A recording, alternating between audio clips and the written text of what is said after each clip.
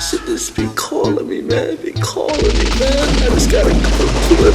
You're talking about a war out there that we're losing. You're not gonna give me what I need to win. Now I need some cops that know these streets. I need some New Jack cops to take down a New Jack gangster. Crap. Hey, kill him. D-time. And blow the building. Scotty, help me. I'm gonna die. Let's go. Cancel that. You old fool. I, my brother's keeper. Yes. Oh! Chris Miles here with another production from Miles Beyond Media. Today we're going to go over 10 things you didn't know about the movie New Jack City. When I was growing up, this movie was like, it was big. It was like... Okay, y'all cut. Yo, I know y'all tired of these long intros on these YouTube videos. So let's just cut it short, y'all. Let's just call it what it is. It's a black version of the movie Scarface. All right? So without further ado, 10 things you didn't know about the movie New Jack City.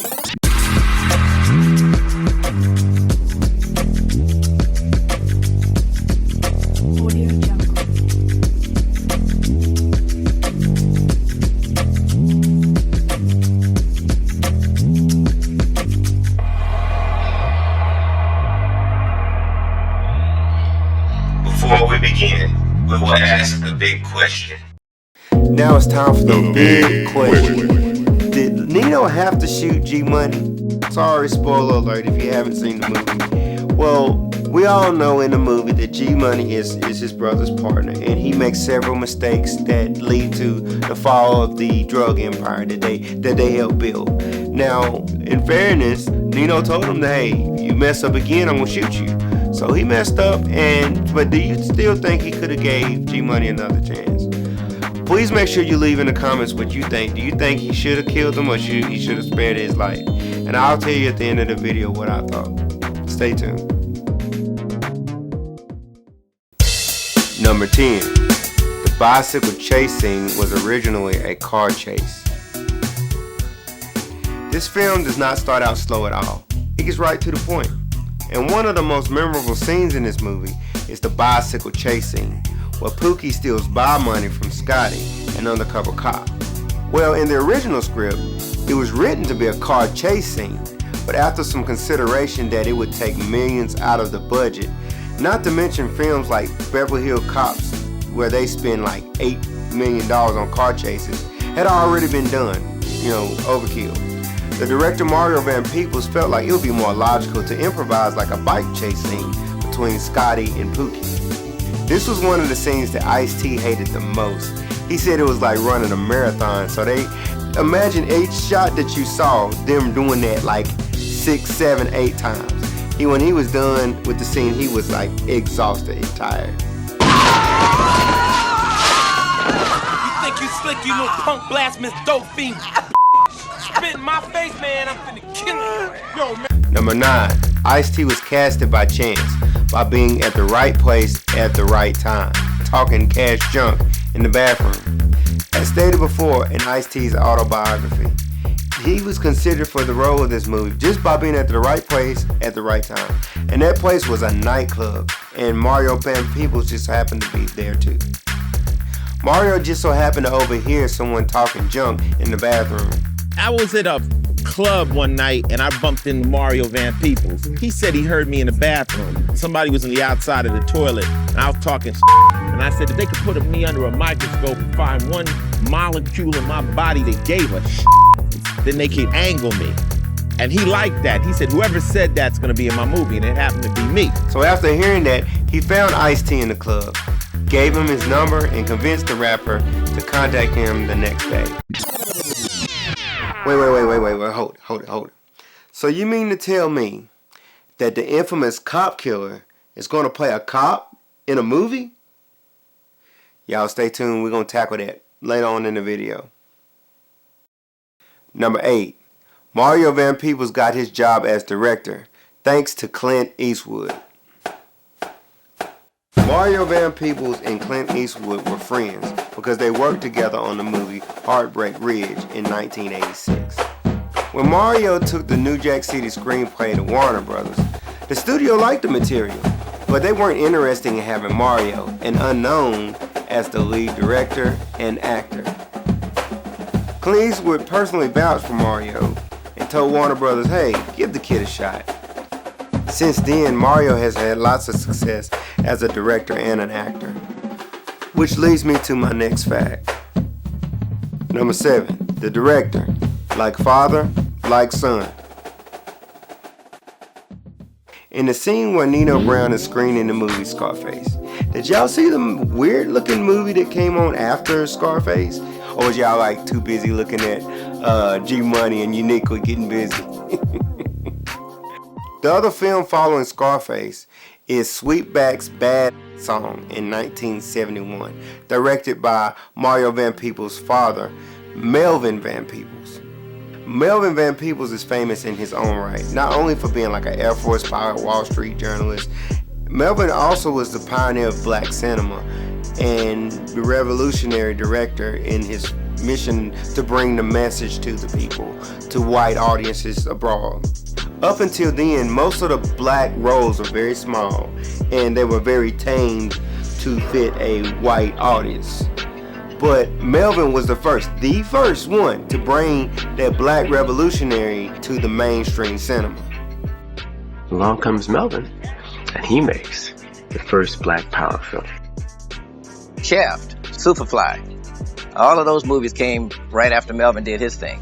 Only he and Gordon Parks were the only two black men at that time directing studio pictures. Okay, so look, just bear with me. Let me explain it like this. This is kind of deep. So this is how the story goes. After the commercial success of his film Watermelon Man, a movie about a white man that wakes up one morning and discovers that he has turned black, Melvin wanted to make his first ever, like ever film where a black man triumphs over a white racist antagonist. Hollywood obviously refused to fund a film of that nature. So he infamously sacrificed all the money he had to get the project done, despite Hollywood. Despite everyone's fears and doubts, Sweetback went on to be the highest grossing independent film that year and set a record that wasn't broken for many years. Melvin unintentionally started the blaxploitation films, and that was the inspiration for directors like Spike Lee and John Singleton and many more. And get this, ironically, Mario makes his first theatrical debut in that film as a young version of his father. Get this, ironically, Mario made the movie about his dad making the movie Sweetback, and he also played his dad. And get this, ironically, just like his father, Mario's New Jack City film was the highest grossing independent feature of 1991. Like the title says, like father, like son. It was really interesting for me as a kid for me as an adult, to play his side of the chessboard against what would have been my side back in the day. And I hired someone else to play me, and it was psychotherapy on celluloid, brother. It really was, to relive that stuff. Number 6, Goose and Scarface similarities. Now, I don't mean to nitpick at all the little mistakes that were made during filming. I just want to point out a few things that, you may not have noticed. It was a challenge in itself to shoot the film in New York City, so a lot of things just had to be improvised. Did y'all notice on a bike scene chase, they start out in a dry, sunny day, but in the next shot, you can tell it had been raining? Or when they infiltrate Nino's apartment when it's dark, and like 5 minutes later, it's broad daylight. Or did you notice right after Nino stabs Kareem in the hand, in the shot where Kareem is getting choked, you can clearly see that his hand is on the table, but it's away from the knife, and he's holding his arm instead. But then when it cuts back, you can see him pulling the knife out of his hand again. Okay, did you also notice the similarities of the movie Scarface? Not to say that New Jack City was a carbon copy of the movie Scarface, just a lot of similarities. Of course, like Nino is like the Tony Montana, okay? So then you got another mob boss trying to assassinate both of them. They both survived, only to get revenge. Both of them have a big fallout with their ladies, and here's something I bet you didn't notice. Just as Tony had Nick the pig, which Tony treated like crap, but Nick stayed loyal to him until the very end. Kareem was just as loyal to Nino, but also Nino treated him like crap. He's the real head of the CMB. I never liked you anyway. Tony and Nino both killed their closest partners, and both of them get shot before falling to their deaths, even though I think Tony was dead before he hit the water. Number 5. The movie was based on the Chambers brothers' story. Now, the story of Nino Brown was pretty much based on the true story of the Chambers brothers. 4 brothers that sold crack in Detroit. Now, they were huge. They were so big that Bill Clinton even mentioned one of his big inaugural speeches or something like that. A few weeks ago, the police in Detroit, Michigan, broke a huge crack ring. The ring was being run by 2 people from my state. Well, Nino Brown in the movie had the apartment complex called the Carter, which he built his crack empire on. Well, the Chambers brothers had the same apartment setup, but it was called the Broadmoor. They moved into a 4-story, 52-unit building, selling different types of drugs on each floor. They even sold drugs alongside a family who were living there in the building, forcing them to either leave or deal with their illegal, dangerous activity. Officials have also claimed that the brothers ran their drug operation like a very large, organized corporation. They had every corporate marketing skill that is successful in legitimate business. They had it. They had it all. The foursome became nationally known when they were caught on tape laundering baskets of money and flaunting their wealth.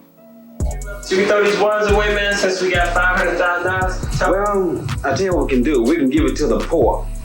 That's exactly what I say too. We'll just donate those to the poor. As a matter of fact, we'll just ride down the street and get them ones away. Number 4, Wesley Snipes and Bruce Leroy originally wanted to play the role of Scotty. Wesley Snipes originally wanted to play Scotty Appleton. However, Mario Van Peebles and Barry Michael Cooper insisted that Nino Brown be played by Wesley Snipes because that part was pretty much written specifically with Wesley Snipes in mind. I went to Wesley Snipes with the producers and we said, hey man, here's your chance not to be the funny guy, not to be the best friend of the white guy, but to be the guy. You're gonna be our Black Pacino. You're gonna tear this up. You know, of course they gassed me up to make me believe that I was the next second coming to the wheel, you know? You the one! This is you got it! I'm like, really? Wow, yeah, I think you're right. Barry Michael Cooper chose Wesley Snipes for the lead role after seeing him in the music video Bad by Michael Jackson. But check this out. Ty-Mac lobbied hard for the role of Scotty Appleton. Ty-Mac is infamous for starring as the role of Bruce Leroy on the cult classic movie The Last Dragon. But get this, ironically, Mario Van Peebles was also original favorite to play Bruce Leroy in the movie The Last Dragon until Ty-Mac auditioned. So if Mario feels that Ty-Mac stole his role as Bruce Leroy in The Last Dragon, of course Ty-Mac's efforts were going to be rejected.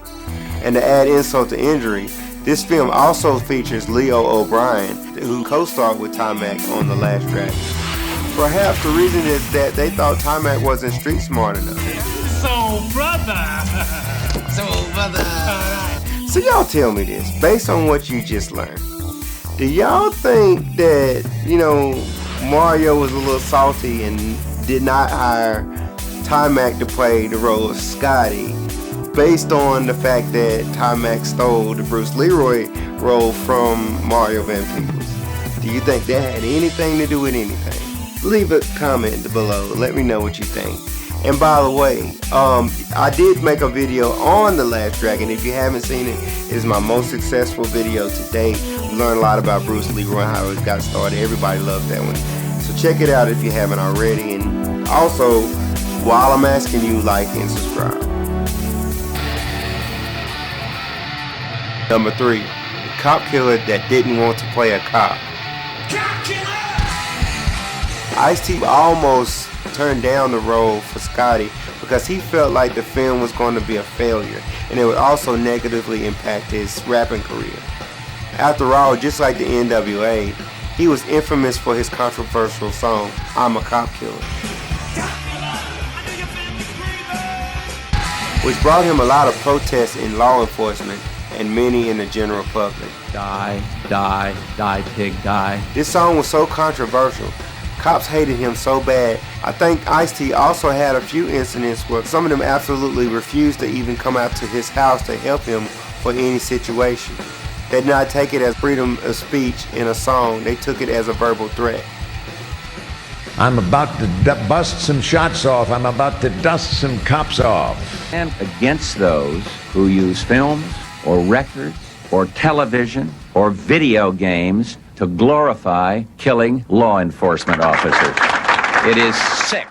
During a 1990 MTV interview, Ice-T said that he hated the police due to his past connection with the Crips and all the corruption and police brutality he witnessed. This led to his character being more street smart and edgier than the average cop. But contrary to his belief, not only was the film a hit, but it also proved to give him a huge boost in his career as an actor. Now he's widely recognized for those cop shows. Don't be afraid. I play one on TV. Number 2, other casting choices. Martin Lawrence auditioned for the role of Pookie, and he was a favorite for the role. However, he opted out of the film following the death of his mentor, Robin Harris. As we know, Robin Harris was a popular comedian who had a heart attack before he could really show the world his full potential. Martin said he was just too depressed, stating that in his grieving, he was just not up to playing the role. Film debuts by Vanessa Williams and Phyllis Yvonne Stickney. Christopher Williams got his part through his old friend Wesley Snipes. Wesley Snipes and Christopher Williams just so happened to be old classmates at SUNY. While Snipes was doing a one-man show on campus, Williams always decided to help him with lighting and backstage stuff. Wesley remembered him as he got the role of Nino Brown. He got in touch with his old friend and got in touch with the casting director so Williams could audition. Get this, Tupac Shakur auditioned for the role of G Money, but they felt like he looked way too younger to play the brother of Wesley Snipes. So Alan Payne was chosen for the role, which Alan Payne, you think about G Money, you think about Alan Payne, think about Alan Payne, think about G Money. So, he's infamous for that role. I mean, he done a really good job, So, I got mixed feelings on that. On one hand, it would have been awesome to see, Tupac and Wesley Snipes together. That would have been cool.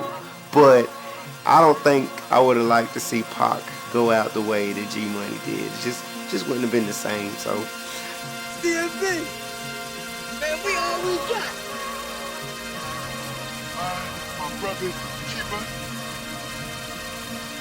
Tell me what you think, though. Do you think that, would you have liked to see a movie with Wesley Snipes and Tupac together? Would have been awesome for you? Put that in the comments below. I like to just know what you think, what your opinion is on that. Here's a note. Vivica A. Fox auditioned for the roles of Selena and Keisha. John Turturro, Steve Bomisky, James, I can't spell all these names right. Read them on the screen. All these guys, Nicolas Cage, Mickey Rourke, they were all considered for the role of Nick Peretti just before Judd Nelson was casted. Blair Underwood, of all people, was considered to play the role of Nino Brown. Really? That was a shocker to me. Could y'all see Blair Underwood? Y'all think that would have worked? Really?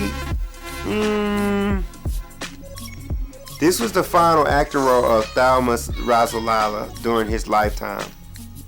And last but not least, according to Flavor Flav, the role of Pookie was written for him, and he was going to play the role, but Public Enemy's bandmate Chuck D told the producers that he was not, he wasn't allowed to play it. Flav settled for a small cameo in the film, though. Yo, my boy Nino in the house. Yo, Nino, what's up, G? Yeah.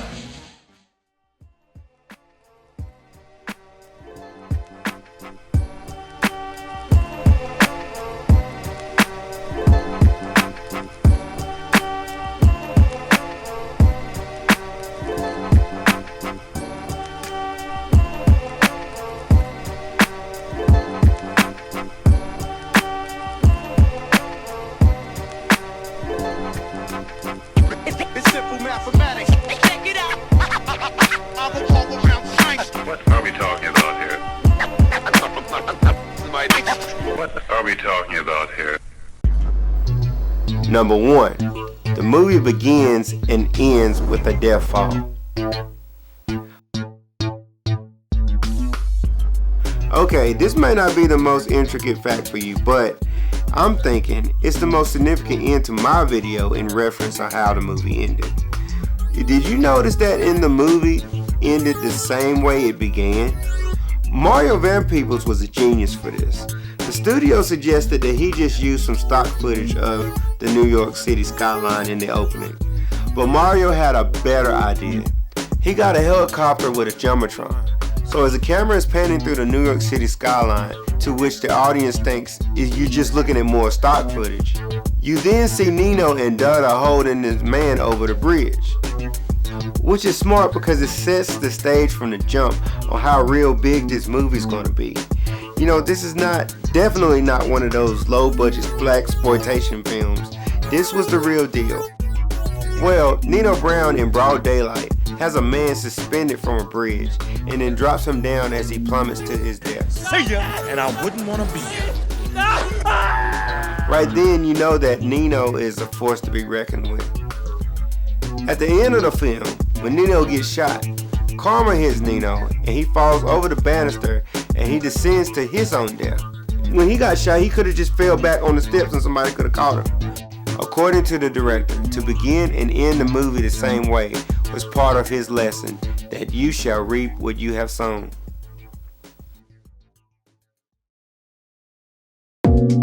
Now it's time to answer the big question. Did Nino really have to shoot G Money? Well, instead of giving my own personal opinion on this, I'm gonna let the man tell you, the man who played Nino Brown, Wesley Snipes himself, give you his opinion. I think Nino wasn't just killing G Money, he was also killing that part of himself that had failed.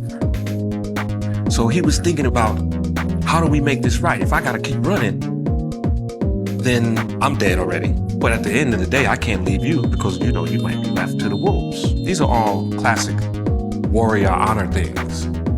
So he had to do them. That's the code. Yes, I am.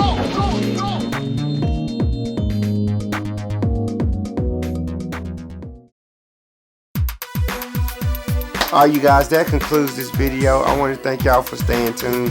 If I give you guys some information or if I've entertained you in any way, please hit that like button and subscribe button. Like I said, I'm getting the views, but you know, I should be getting just as many hits and the subscriptions, you guys. I'm not going to take as long to come out with this next video. Like I said, I had to move my one studio to the next one. I'm in a good spot, so the next one will come out a lot sooner. So you guys stick with me, y'all. I'm also going to make another channel where I'm just talking about, instead of just movies and films, I'm just going to be talking about just different topics in general. And give me some ideas, you guys. I like to read the comments. I do read all the comments. Give me some ideas. What movie would you like to see me do? And I'm just going to try to keep growing this thing. But y'all, thank you for the support. Thank you for everything. And stay tuned for the next movie, the next video from Miles Beyond Media.